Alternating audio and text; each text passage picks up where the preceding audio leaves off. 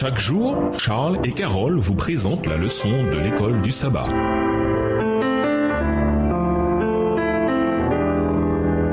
Bienvenue dans votre émission Dieu nous parle. Nous la leçon de vendredi. Pour aller plus loin, nous vous invitons à lire dans le livre Prophètes et Rois, le chapitre Josaphat, et dans le livre Patriarches et Prophètes, le chapitre Prise de Jéricho. Ces deux livres ont été écrits par Ellen G. White. Enseignons donc à nos cœurs et à nos lèvres à louer le Seigneur pour son amour incomparable. Enseignons à nos âmes à avoir l'espérance et à vivre à la lumière de la croix du calvaire. N'oublions jamais que nous sommes les enfants du roi des cieux, des fils et des filles de l'Éternel des armées. C'est notre privilège de rester calme en Dieu. Texte tiré du livre Le ministère de la guérison, chapitre Guérison mentale à la page 217, livre écrit par Ellen G. White. Et tandis que je l'adore et que je le magnifie, je veux que vous le magnifiez avec moi. Louez le Seigneur même quand vous tombez dans les ténèbres. Louez-le même dans la tentation. Réjouissez-vous toujours dans le Seigneur, dit l'apôtre. Et à nouveau je dis, réjouissez-vous. Cela amènera-t-il la morosité et l'obscurité dans vos familles? Non, pas du tout. Cela apportera un rayon de soleil. Vous recueillerez ainsi des rayons de lumière éternelle auprès du trône de gloire et les éparpiller tout autour de vous, non seulement sur votre propre chemin, mais sur celui de ceux que vous rencontrez. Que ce soit votre objectif de rendre meilleurs ceux qui vous entourent, de les élever, de leur montrer le ciel et la gloire, et de les conduire à rechercher au-dessus des choses terrestres l'éternité, l'héritage immortel, les richesses qui sont impérissables. Extrait du livre Testimony for the Church, témoignage pour l'Église, volume 2, chapitre 72, page 593, livre écrit par Ellen G. White. À méditer. Quel rôle la louange collective joue-t-elle dans la vie du chrétien? De quelle manière décrieriez-vous la louange dans vos cultes le sabbat? Est-elle inspirante? Encourage-t-elle les membres à rester fidèles malgré les épreuves et les traumatismes? Dans le cas contraire, que peut-on faire? Que signifie louer le Seigneur même quand vous tombez dans les ténèbres, ou le louer même dans la tentation? En quoi la louange peut-elle nous aider dans ces situations? Demandez aux membres de donner leur témoignage de la manière dont la louange a affecté leur vie. Que peut-on apprendre des expériences de chacun?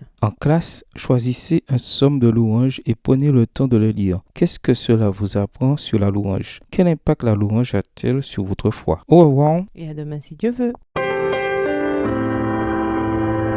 Dieu nous parle. Chaque jour, Charles et Carole vous présentent la leçon de l'école du sabbat.